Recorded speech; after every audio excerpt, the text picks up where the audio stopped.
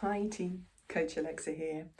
I'm picking up on a theme from a couple of conversations I've had already this week with my one-to-one runners, and it's only Tuesday, and it's about the impact of mobile phone use on our running. Now, I'm not talking about the direct link, I'm not talking about apps like Strava, etc. That's a whole other conversation. But kind of via the impact that mobile phones, via their impact on sleep and good quality rest time, can have on our running. So let me give you a few thoughts around all of this. So mobile phones are kind of designed to be a little bit addictive. You know, they're designed to give you a bit of FOMO, fear of missing out. They're designed to keep you clicking and scrolling because that is how a lot of these companies make their money. So a lot of social media sites are free to sign up to, free to download, free to use. The way they make their money is through advertising, and they make more money the more time you spend looking at stuff, engaging with stuff, commenting on things and clicking on things.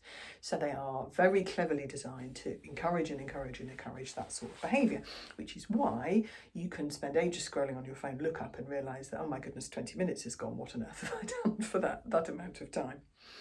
So what this kind of means compared to, say, what our lifestyles would have been, I don't know, 50 years ago, before the advent of mobile phones and before the advent of televisions and screens in general being quite as proliferous or numerous in our lives, we would have either been doing something that challenges our brain and body. That might be work, or it might be, sort of schoolwork or study or training, or, kind of out and about doing something. Or you'd probably be doing something fairly relaxing. So you might be, I don't know, reading a book or chilling out or having a chat with a friend or eating dinner or, listening to music or whatever it was. So life is a bit easier to compartmentalise into the bits that were challenging, and then the bits that were more downtime, and they more efficient rest and recovery effectively for brain and for body. So phone use sort of blurs the boundaries. We think it's a restful activity, it's something we do in our downtime, but from our brain's perspective and therefore our body's perspective, it is not.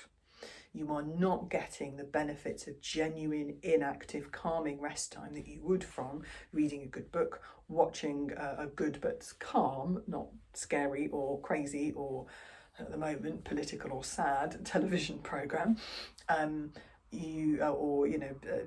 Nice music, chatting with a friend, going to the cinema, something like that, that's calming.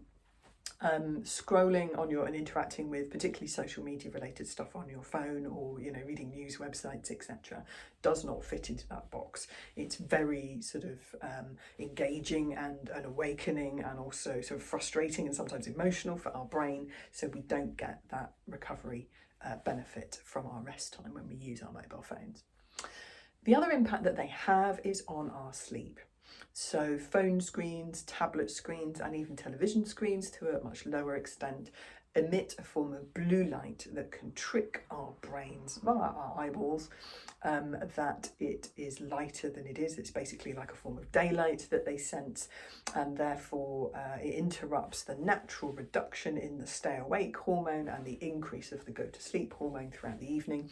So you get to your normal bedtime and you're still in awake mode from a hormonal point of view. So therefore it's going to take longer to get to sleep. Your sleep quality is going to be less. So cutting out mobile phone use for a period of time before you go to bed has proven positive consequences on your sleep duration and quality. And as you'll know, if you've been watching my videos fairly regularly, that has a really positive impact on your adaptation to and recovery from training, and will therefore benefit your running and a whole load of other stuff in your life, from brain health through to cognitive function at work through to digestive health. So things to think about. A couple of things that I'm trying to implement in my life now is that my phone doesn't come into the bedroom anymore. Why would it? The bedroom is a place for chilling out, for sleeping, not for doom scrolling. So I want my brain to be nice and calm. So a little separate alarm clock is in play, because that's the only thing I really genuinely needed my phone for, on my bedside table.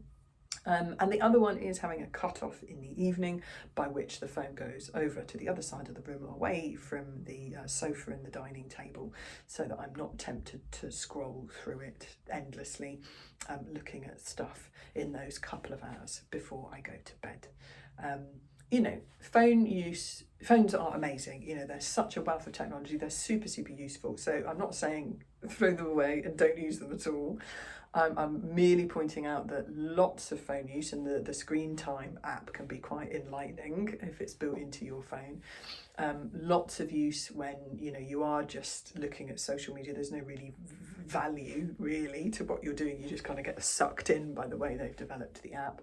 And also when you're doing a lot of that late in the evening, when it's going to be disrupting your sleep, or it's replacing a much better quality of rest time that you could be getting during the day as well, is when I'd argue you could come up with an alternative. Anyway, food for thought. I hope that's useful.